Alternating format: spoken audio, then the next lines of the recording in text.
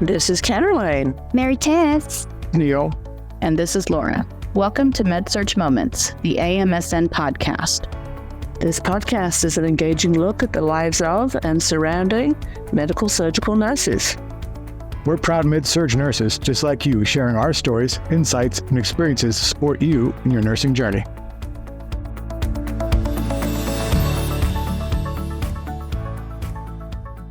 We're so very excited to be recording this episode at the 2023 AMSN Annual Convention on location here in Las Vegas, Nevada.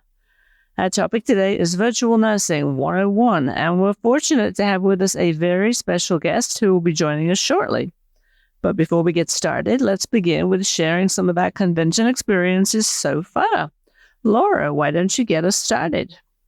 Everything has been going so well here. I've had so much fun at the convention. This is probably my third or fourth convention. I can't remember exactly how many I've been to, but I've enjoyed all of the talks. I've enjoyed meeting nurses from all across this country and kind of learning about how things are going in their units. I just got back from a very interesting talk about creating a healthy work environment that's talking about investing in the engagement of the nurses on your staff and really taking a look at how you onboard your nurses and getting buy-in from the staff. I got some really good takeaways, so I'm excited to share those with my organization when I get back. Neil, what about you? Still being a newbie, my first convention, it's been a little overwhelming at times how much time shuffling you have to do and squeezing podcast in. But actually, you know what? I just had a great, power lunch, you could say, with Mary Tess. We kind of just decided we need to sit and eat before we go crazy and get angry. Two different people from two different worlds, in a sense. And we just got talking about families and lives and how much we're actually similar and just how life goes on like that. So that was just great, actually, like truly connecting with another nurse and just feeling human for a moment. Because sometimes as nurses, we take care of everybody but ourselves. So that was actually a great moment for just the mental sanity of the busyness of Vegas. But yes, it's been great just going around to some of the vendors too and seeing some of the possible future products coming to the hospitals. Some of the career opportunities out there. I was actually looking at the Department of Defense, I believe, has a booth set up. Working for the government would be a great thing. I dream about being a VA nurse like my dad was for his career, but they don't have anywhere near me in North Carolina. So I'll probably just stick to the VA. But other than that, it's just been great meeting so many different people from different states and different models of nursing. So, Mary Tess, what's been going on with you in convention?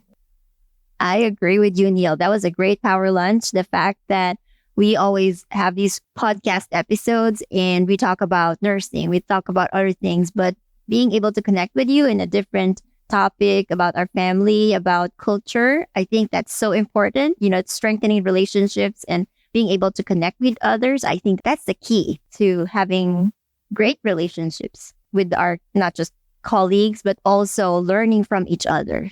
Thank you for spending time with me. A lot of great things happening. I've been meeting a lot of people like you guys, a lot of my colleagues from different parts of the world. One of the coolest is that I have one colleague, every convention I go to, she is there too. And these are different organizations that we go to. And so when I saw her today, I said, "You're also here?" So I share that because it only means that we are passionate with improving ourselves, passionate with growing, passionate with how we can help the community, specifically the nursing community, and share and bring back all what we've learned and share it with our colleagues in our organization. Caroline, how about you? I bet you're having so much fun as well. I'm just having the best time. I love a great convention. And this year, we're really back. We're truly back. We seem to have recovered from COVID. We've got 11,000 members. We've got 900 nurses in attendance. The energy is palpable. I think everybody is really excited to be able to connect again and meet old friends, make new friends, and learn lots of things along the way. So it really is wonderful to be back together with everyone, and meeting our podcast hosts for the first time in person makes it so much more meaningful now as we move forward.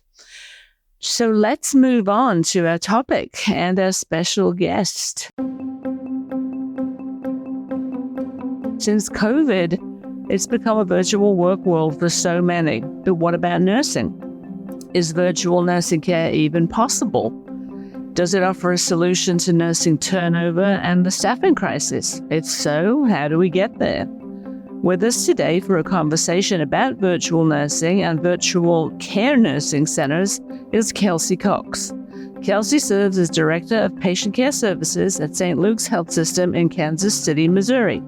She has 12 years' experience in the critical care nursing space, and in 2020, she oversaw the opening of a new 33-bed unit that was the first in the system to trial a new care innovation incorporating virtual RNs into the care team. Given her experience, Kelsea has been actively partnering with AMSN to create domains for the upcoming Certified Acute Virtual Registered Nurse exam, which is scheduled to launch in 2024. Here at the 2023 AMSN Annual Convention, she's presenting a session entitled Roadmap to Implementing a Virtual Care Nursing Center. Kelsea, welcome to MedSurg Moments.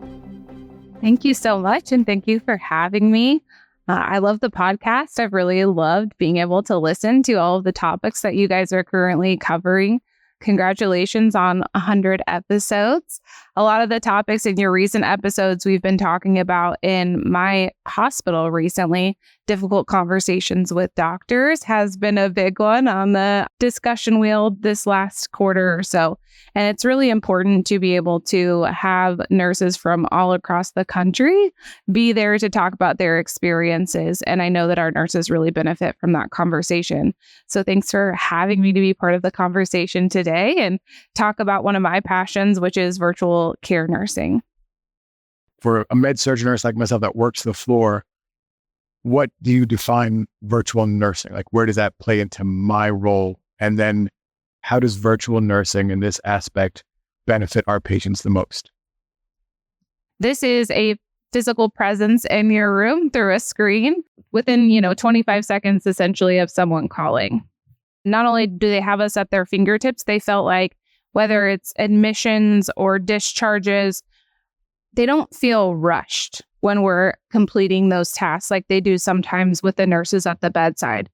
At the bedside, maybe you're in the middle of an admission, a call light goes off, you feel like you have to run outside of the room. I am sitting at a different facility. I'm sitting in front of the computer and the patient and myself are there talking, and I get to get rid of all of that additional distraction that at the bedside you have. So the patients really like that one-on-one feeling and feeling like someone is taking the time to answer my questions. Maybe on shift, they haven't been asked that question 6 times. And so that can be very helpful. For our bedside nurses, our virtual nurses are part of the care team. I like to say that they're part of the care team because I see some virtual models where the virtual nurses are considered to be a support to the bedside nurse. And we definitely want to be a support to the bedside nurse, but also we want a seat at the table. We care about these patients. We want to give excellent care. And a lot of it is changing the model. As med-surg nurses or primary nurses, we're used to very much being in control of every single thing that happens to our patients.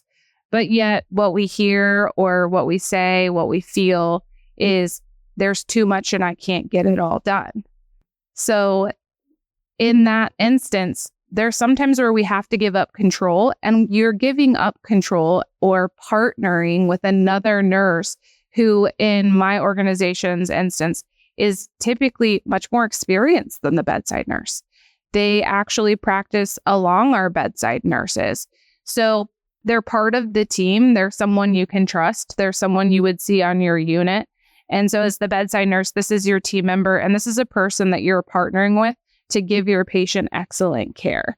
So as far as how the model is benefiting patients, there's a few different key aspects that we can see as far as benefits to our patients. In our trial unit, our unit had call lights that had a virtual nurse button, and they could directly contact the virtual nurse. The patients loved that because when they would call to the bedside nurse, they would get our average response time for call lights was 23 seconds. So pretty quickly, they got someone in front of them. Can you tell us the story of how you became interested and got involved in virtual nursing? I came into my position after my oldest son was a couple of years old. And at the time, our hospital had a lot of issues with just being at full capacity. So we were planning and in the midst of building a new unit. And when we were building that new unit, we decided that we wanted to not only have a new unit, but trial a new nursing care model. Our health system had several nurses, including our now Chief Nurse Executive, Susie Krug, go to a Magnet conference. And they heard Oshner talk a little bit about what they were doing with virtual care nursing and just said, we have to try this. We're going to have to do something like this. So we opened the unit February 2020. The week that we actually bedded our first patients on the unit was the first time I got COVID. And so it was like, My goodness. if something horrible can happen, it will happen at the worst time. Wow. But really, in that sense, I kind of walked into virtual nursing. It was the first time we were going to be doing it outside of the EICU that we had prior to COVID. Before I had a nurse manager, I was interviewing for the nurses on the unit. We had a director who did have EICU who was going to be managing at that time the virtual nurses. And so we came together. We had a really fun afternoon on a basketball court where we did a little bit of team building prior to the unit opening. And we also talked about, because we had the virtual nurses and the bedside nurses there together, what we wanted it to look like. How did we want to have our duties split up? And what we had mapped as a leadership team, when the bedside and the virtual nursing staff looked at that organization, did it make sense?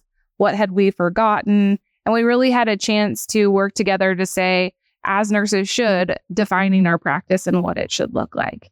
And so that was a great conversation. And since that time, I've become more and more embedded in virtual nursing in our hospital.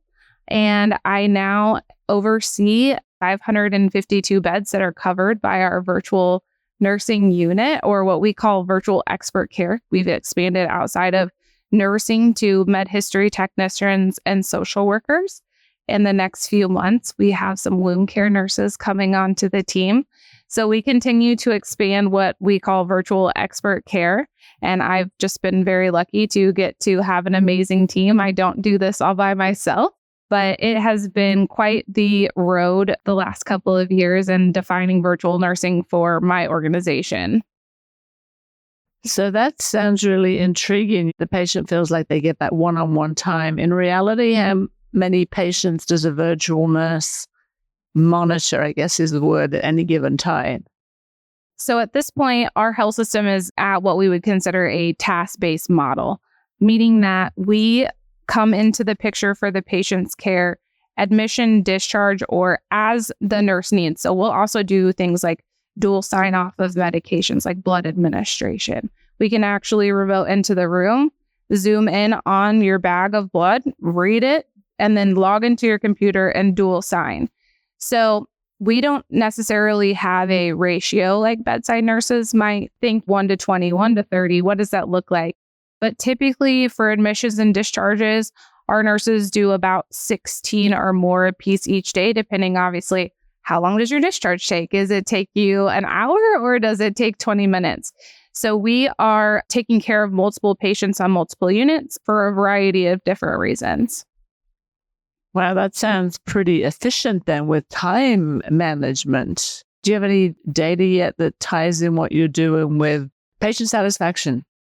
Absolutely. When I was getting my master's, patient satisfaction was a huge part of it. I also have a ED background, so patient satisfaction is always driving a lot of my practice. And so one of the things that we did the January 1st of this year is we embedded a virtual nurse question into our Press Ganey questions that go to the patients. In discussion with Press Ganey, we asked, Press Ganey said, there's no one asking questions about virtual nurses. So what we did is I have respiratory therapy under me, and we have a question for respiratory therapy that says, rate your interaction with your respiratory therapist. So we just took what was already a validated question and replaced respiratory therapist with virtual nurse. Then what we've done, and I have, again, this is an amazing analytics team. This is not me working in the background, but our analytics team, what they did is they took questions from the first 4 months of the year, and if a patient did or did not answer that question. And then we looked at the responses to say, what questions are we making a positive influence on? One that was rate your hospital 0 to 10. We saw an increase in patients who said, yes, they had an interaction with a virtual nurse. Also, likelihood to recommend the hospital had an increased percentage. And then the rest of our questions were all related to the discharge process. So discharge teaching, knowing what to do if there's an emergency when you go home. And so we have found that to be very amazing preliminary data. We're not far enough out for me to say that we have enough data for statistical analysis yet, but we are already seeing that there are definitely benefits for these patients that are answering yes to this question. So then how does that impact your quality metrics? I would like to always say that at the bottom of who I am as a nurse and why I'm in nursing is because I believe in giving excellent patient care. And so this initiative is not only about supporting our bedside nurses, but like you said, really having the patient at the center of our care and giving excellent patient care. So I wrote down a few statistics that I thought was important to share with this group, mostly because I'll get the math wrong if I try to do it just while I'm sitting here. But about 3 months ago, we went live with the deterioration index score in our EHR. There are a few different health systems that have started using this, but they take what's going on with the patient, lab values, vital signs, and it helps to trend over time. So for the deterioration index, it may be that at your organization, you take vitals at 8 o'clock in the morning. Those get put into the computer. And because of a change, there is an alert that goes out, and it goes out to our bedside nursing staff. They get actually a push notification on their phone that they have that says this patient has a change. They have so long to acknowledge or document on that change that they're doing something about it. We have an algorithm that goes into place that says they haven't documented, so they get another notification. At the point in which, and depending on what level of score the DI index is at, we as a virtual nursing team get notified that there's a patient that's had a change and that the bedside nurse hasn't responded. And within that algorithm, we then respond to the patient and just do an in-the-room assessment. Do they look okay? Are they talking to us? Right now, I told you guys we cover about 552 beds. We, in 3 months, have had over 300 escalations that have gone to the virtual nurse.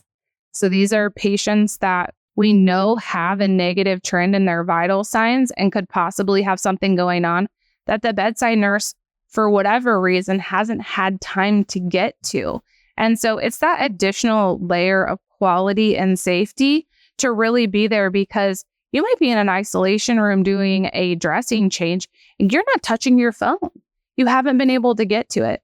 So to know that you have a nurse with experience that is going to be going into your room, checking in on your patient and making sure that they're not having an acute event is a huge win for our patients and for our staff. That timely, effective care is so important. Kelsey, these are great discussions, great conversation, a lot of content, and I'm so much interested with the qualification of a virtual care nurse. What does it take to be a virtual care nurse? I think that's a great question. And our nurse manager, I always tell her, since she's a newer nurse manager, that she's so lucky at the applicant pool and that she gets to be picky right now because we're really looking for nurses who have experience in the med-surg intermediate field. We want to make sure that not only are they experienced, but hopefully they have experience within our health system, and hopefully they have experience with our EHR, because they're going to be documenting in the electronic health record just like a bedside nurse, same flow sheet rows, same tabs. So it's important that they are aware and very knowledgeable of that. And while I think we put a 1 to 2 year qualification on the application, our average years of experience current state is 7 years, which I would absolutely kill for in the hospital to have 7 years of experience. I think our least experienced nurse, she's 2 years out of school, but she started on one of our units that had virtual nursing. And our most experienced nurse has almost 30 years of nursing experience, actually, in our health system. She's a diploma nurse, which you don't see around much anymore. And she actually has an amazing cardiac background and is definitely a mentor to the majority of our team. When you talk about the virtual nursing. You had mentioned earlier, to circle back around, you said about they're at the hospital. So are you able to do this from home, and what's the setup? So right now, we don't have any nurses that are working from home. Eventually, we would like to get to where some of our nurses have the ability to work from home, or we move a certain number of shifts from home. We are on a different campus than our hospital campus. So we're actually in a technology building for our health system where our computer servers are located. But we actually did that intentionally because of some advice we got from Ochsner, which said if you are located in the hospital and staffing is bad, the nurses will get pulled. So we intentionally located them off campus so that they could not be pulled. And that actually took that barrier away for us. Now, that being said, I did say they're in hospital because we require our full and part-time nurses to work one shift a pay period at the bedside. That is something that we actually pivoted on about 1.5 years in from our original model. Originally, our virtual nurses didn't have any bedside requirement, but we found that there was a need for the bedside nurses to be able to build relationships with our virtual nurses. And in addition to that, we wanted them to really be able to advocate for the virtual nursing team, keep up on their skills, and stay up on the newest education from some of those specialty units. So everyone thought that, oh, you shouldn't do that. Nurses want to be virtual nurses because they don't want to work at the bedside anymore. And I can tell you that we have filled all of our nursing positions on the virtual side. So we are not struggling to fill our positions, even though we do have that bedside requirement for our staff.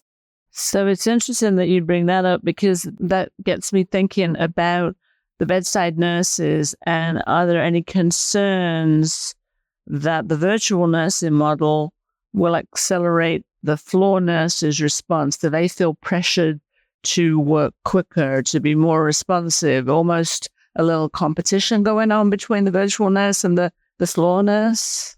I don't really think that we have ever felt like there was competition. One of the things when we were only in one 33-bed unit that we found to be somewhat challenging, and it wasn't actually for our newer nurses, it was for some of our more experienced nurses who came onto the unit, was the virtual nurses, everything that they know and that they have to go off of is based on what is documented in the EHR. And so if you were a nurse who really did all of your documentation at the end of your shift, the virtual nurses, for some different items that were quality checks that they would be looking for, they would be messaging them, hey, make sure that you've documented, and whatever that looks like. Because part of the virtual nurse's job was to make sure we weren't missing those quality checks. So when you're doing a chart review, we didn't have the quality check, they would be following up to ask about it. So that was really, I think, not necessarily competition, but something that we saw as a dynamic between the nurses that really did that end of shift batch charting that we all know is not best practice, but happens some days. And I think in that instance, it was where we had to really remind the staff that we're here to help each other. And I know you've had a rough day. I know you've had whatever going on, but I'm going to ask you about this because I also don't want you to forget about it.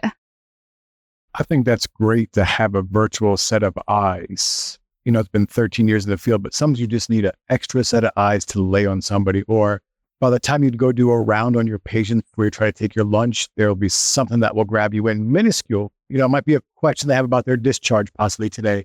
And then you go down the rabbit trail on notes.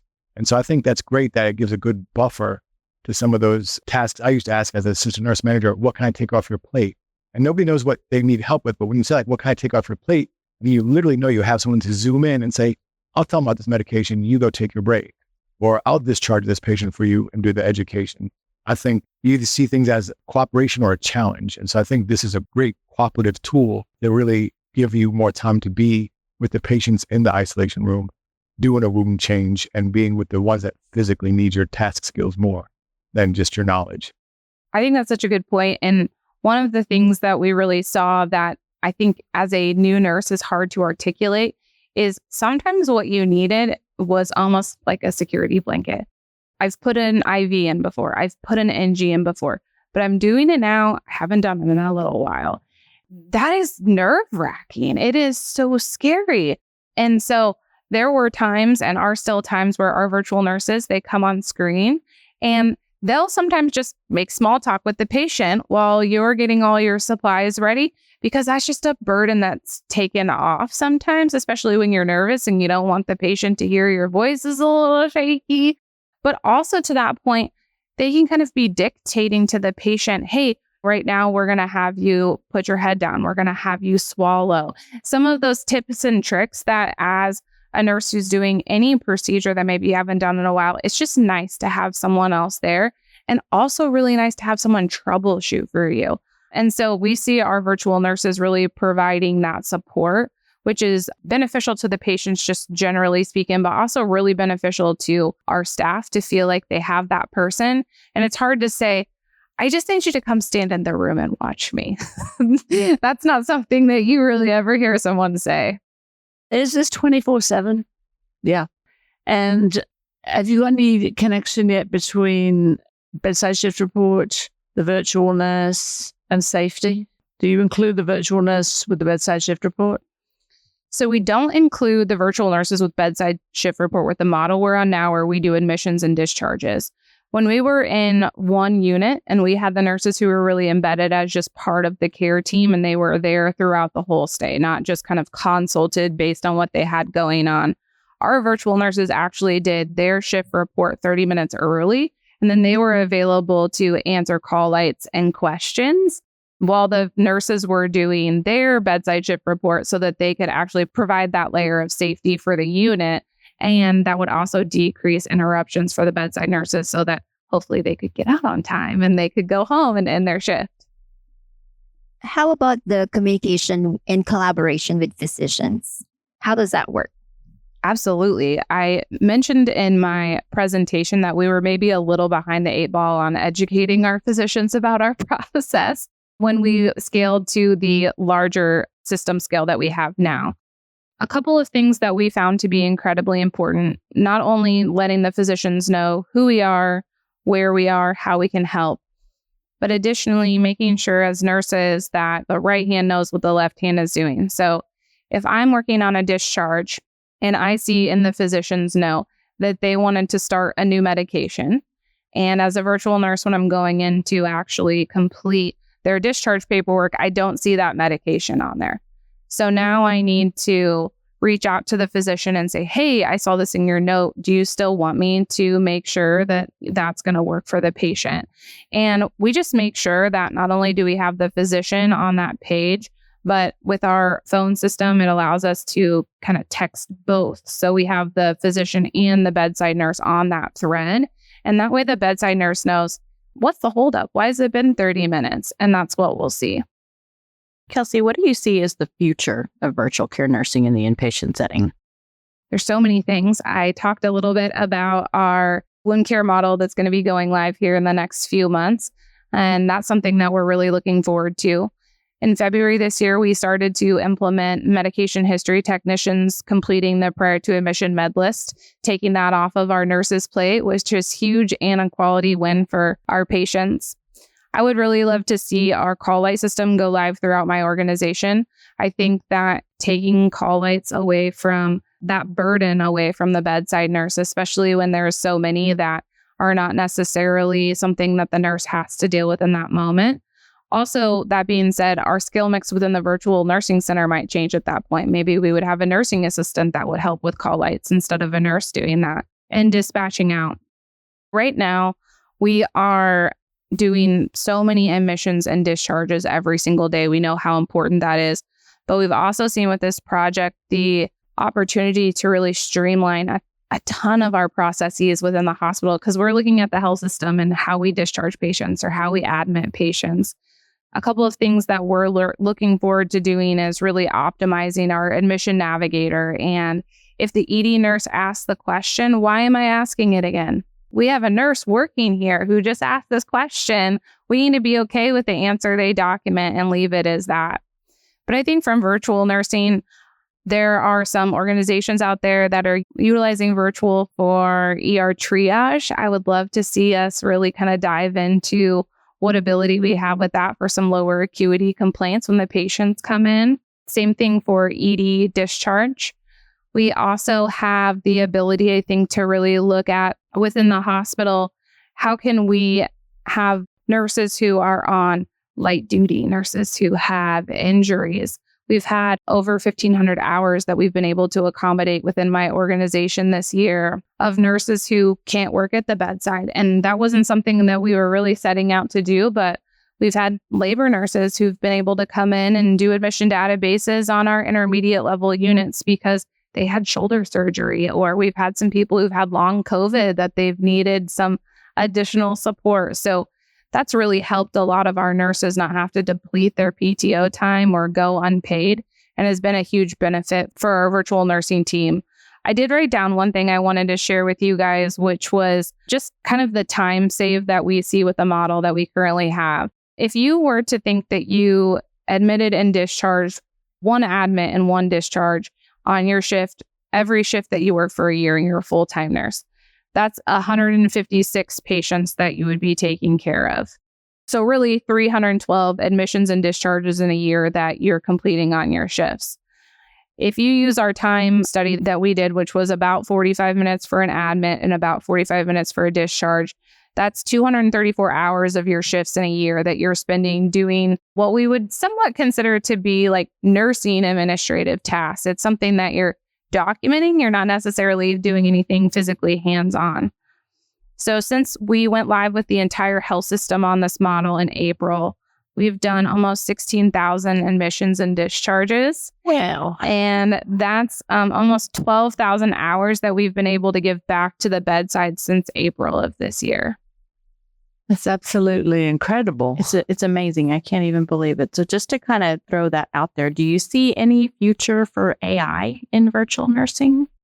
That's a great question. And it's really not one my organization has looked at too much. I see some of that with some of the call light questions. One of the other things that I've seen that I absolutely love and would really love to implement within our organization is some different companies out there that will use their virtual nurses where I am going to come into the room, and as a bedside nurse, you're going to dictate your assessment to me and I'm going to scribe it for you. And there is software out there now that is actually looking at, as a nurse, if you dictate your assessment, it documents it for you. And so that's something that I think as bedside nurses, just amazing technology that would really change our practice. And I also know that patient satisfaction related to a dictated assessment just goes through the roof. Patients love to hear your assessment. So it's something that would make a nurse's life easier and would make the patients happier. So to me, that's just really a win-win. Absolutely. It seems that you've thought about all of the possibilities and yet still just touched the tip of the iceberg with so much more to come. Unfortunately, we're out of time, but clearly there's lots more discussion to have in the future. Kelsey, it's truly been a pleasure having you on this special convention episode of MedSurg Moments. Thank you for sharing your time and expertise with us. Thank you so much for having me. I've loved it. We look forward to connecting with you on the next episode of MedSurg Moments, the AMSN podcast. In the meantime, we want to hear from you. Send us your questions, topic ideas, and feedback via our official MedSurg Moments email address, amsnpod@amsn.org. That's amsnpod@amsn.org. I'd also like to remind you to become a member at AMSN or renew your membership at www.amsn.org. You receive lots of cool benefits and perks, such as discounted pricing on the annual convention and continuing education. We encourage you to help us spread the word and subscribe to the MedSurg Moments podcast via your smartphone podcast app to receive notifications of future episodes. Please be sure to leave us a review and recommend MedSurg Moments wherever you get your podcasts to help us reach even more listeners. I invite you to join the conversation by sharing your ideas and questions on AMSN's Facebook, Instagram, LinkedIn, or Twitter pages. And don't forget to add hashtag MedSurg Moments to your posts. Simply enter AMSN in the search field on any of these social media platforms to connect with us. The content within the MedSurg Moments podcast represents the views, thoughts, and opinions of the co-hosts and may not necessarily reflect the views, thoughts, and opinions of the Academy of Medical Surgical Nurses. Until next time, I'm Caroline. Laura. Neil. And this is Meritus. And always remember, MedSurg Moments is a moment in our lives, a moment in our MedSurg careers that makes a huge difference.